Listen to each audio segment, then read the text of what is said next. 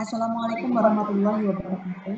Perkenalkan kami dari kelompok 6, akuntansi biaya yang beranggotakan saya sendiri, Rohmadani Andikasari, dan rekan saya, Laras Ayu Wulandari, Naswa Salma Najmi, dan Sarvina Fitri Aisyah.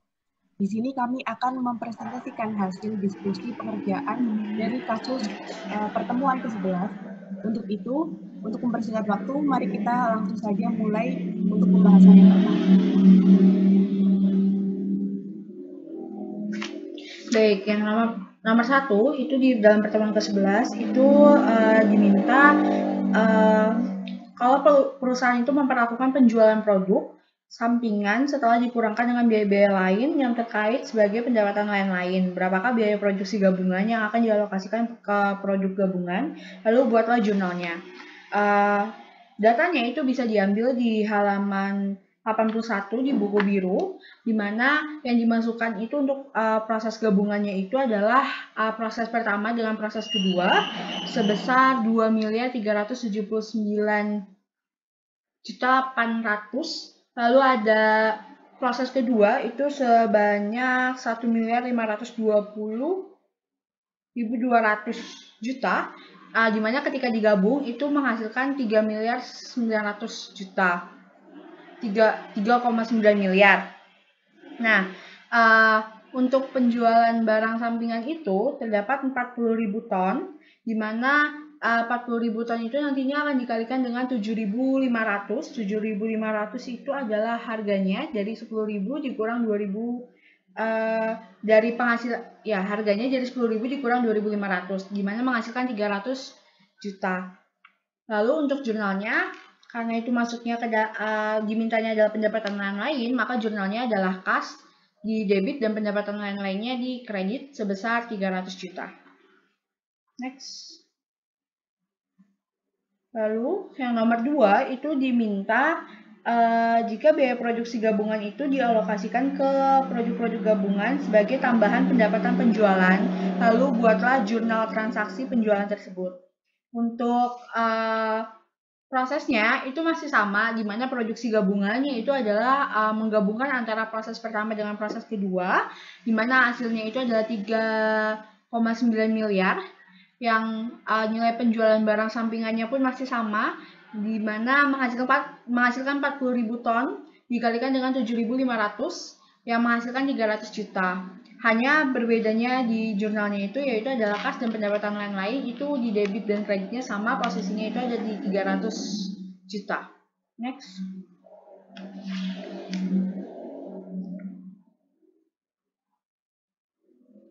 Selanjutnya yaitu adalah bagian nomor 3, di mana biaya lain-lain itu terkait di mana penjualan produk sampingan setelah dikurangkan dengan biaya lain yang terkait sebagai pengurang beban pokok penjualan, berapakah biaya produksi gabungan yang akan dialokasikan ke produk-produk gabungan, lalu dibuat jurnalnya. Nah, ini itu masih sama prosesnya, di mana produksi gabungan itu adalah gabungan antara proses pertama dengan proses kedua yang menghasilkan total produksi gabungannya itu adalah 3,9 miliar.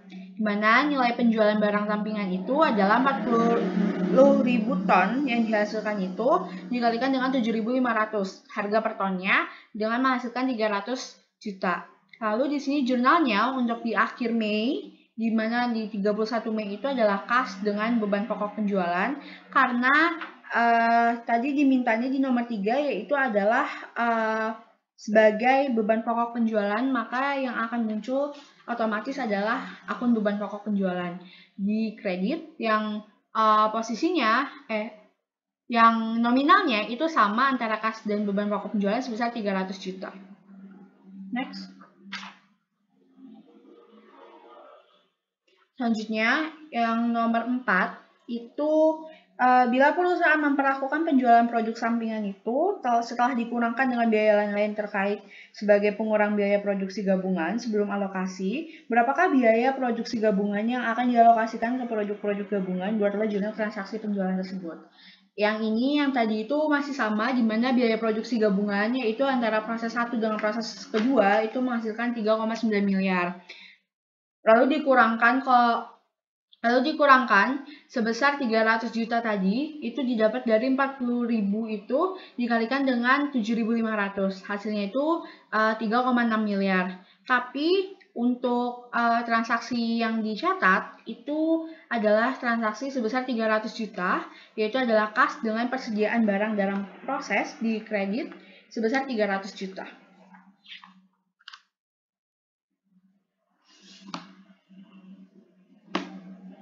Baik, selanjutnya yaitu nomor 5.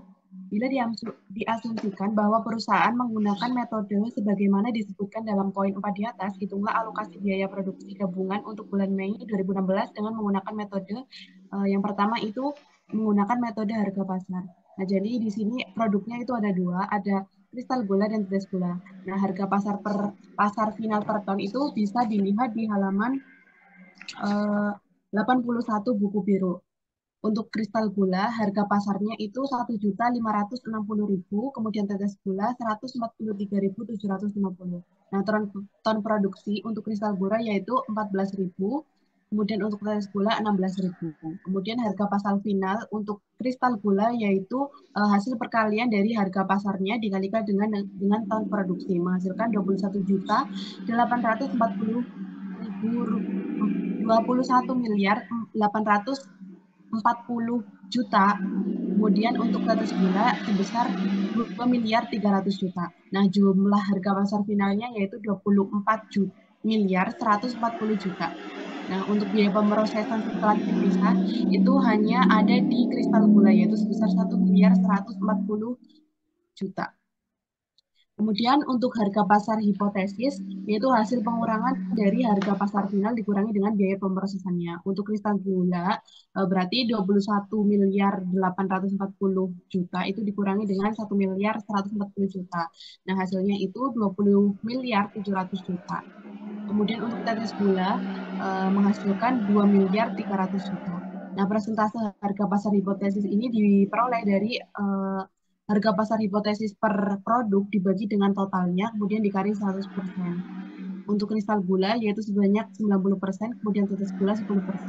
Nah, pembagian biaya produksi untuk kristal gula sebesar 3 miliar 240 juta. Sedangkan untuk tetes gula sebesar 360 juta. Nah, totalnya yaitu sebesar 3 miliar 600 juta. Kemudian untuk metode yang kedua yaitu metode rata-rata per unit. Jadi rumusnya untuk menghitung biaya rata-rata per ton itu adalah total biaya produksi gabungan dibagi dengan total jumlah galon yang diproduksi. Nah, untuk total biaya produksinya itu ada 3 miliar 600 juta tadi yang udah dihitung tadi. Kemudian dibagi dengan jumlah totalnya yaitu 30.000. Nah, biaya rata-rata per tonnya itu 120.000. Untuk kristal gula itu tahun produksinya kan 140.000, sedangkan tetes gula 16.000. Nah, jadi nanti dikalikan dari biaya rata-rata per tonnya nanti dikalikan dengan jumlah ton produksinya. Untuk kristal gula itu akan menghasilkan 1 miliar 680 juta. Kemudian untuk tetes gula sebesar 1 miliar 920 juta. Totalnya 3 miliar 600 juta. Kemudian metode yang selanjutnya yaitu metode rata-rata tertimbang. Nah, untuk biaya rata-rata tertimbangnya, rumusnya itu yaitu total biaya produksi gabungan dibagi dengan total rata-rata tertimbang. Nah, total biaya produksi gabungan tadi kan sudah dihitung, yaitu sebesar 3 miliar 600 juta dibagi dengan total rata-rata tertimbang sebanyak 200.000. Nah, untuk biaya rata-rata tertimbangnya per unit, per unit benar, yaitu sebesar Rp18.000. Jadi di sini untuk kristal gula itu total produksinya kan 14.000. Nah, ini memiliki 12 poin. Itu ada di soal halaman 84 itu ada keterangannya. Kemudian tetes gula itu 2 poin. Nah, rata-rata tertimbangnya untuk kristal gula sebesar 168.000, sedangkan tetes gula 32.000.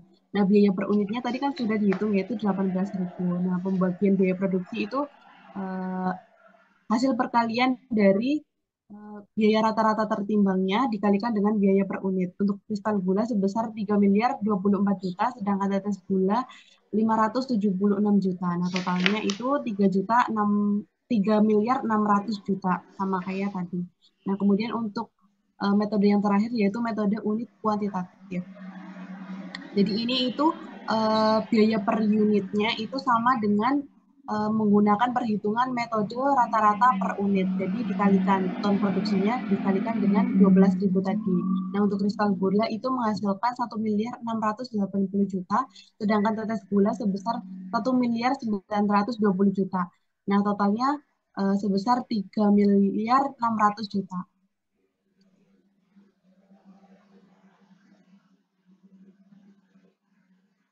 Kemudian soal yang nomor 6, hitunglah nilai persediaan barang jadi untuk kristal gula dan tetes gula jika perusahaan menggunakan metode sebagaimana dimaksud dalam nomor 5A, yaitu metode harga pasar. Kemudian bulatkan ke rupiah terdekat. Jadi yang pertama itu ada alokasi biaya produksi gabungan, itu ada sebesar 3.240.000.000 untuk kristal gula dan tetes gula adalah 360 juta. Untuk tambahan biaya produksi, kristal gula 1.140.000.000 dan tetes gula itu 0. Dan total biayanya itu penjumlahan dari alokasi biaya dan tambahan biaya produksi 4.380.000.000 untuk kristal gula dan 360 juta untuk tetes gula. Kemudian jumlah ton yang diproduksi adalah 14.000 untuk kristal gula dan 16.000 untuk tetes gula. Dan biaya per unitnya itu adalah pembagian dari total biaya dan jumlah ton yang diproduksi, yaitu sebesar 312.857 untuk kristal gula dan tetes gula adalah 22.500. Kemudian perhitungan persediaan. Persediaan awal ton 1 Mei 2016 itu tuh datanya didapat dari buku biru halaman 81, yaitu sebesar 3.600 di kristal gula dan 20.400 di tetes gula. Dan produksi selama bulan Mei 2016 adalah 14.000 untuk kristal gula dan 16.000 untuk tetes gula. Kemudian dijumlahkan menghasilkan 17.600 untuk kristal gula dan 36.400 untuk tetes gula. Kemudian penjualan selama bulan Mei 2016 yaitu adalah 13.000 dan 16.000. Dan persediaan akhir tahun 1 Mei 2016 adalah 4.600 dan 20.400. Kemudian biaya produksi ton adalah 312 312.857 dan 22.500 dan menghasilkan nilai persediaan akhir. Nilai persediaan akhir ini didapatkan dari persediaan akhir yang 1 Mei 2016 dikali dengan biaya tahun produksi, yaitu sebesar 1.439.142.857 rupiah untuk kristal gula dan 459 juta untuk tetes gula.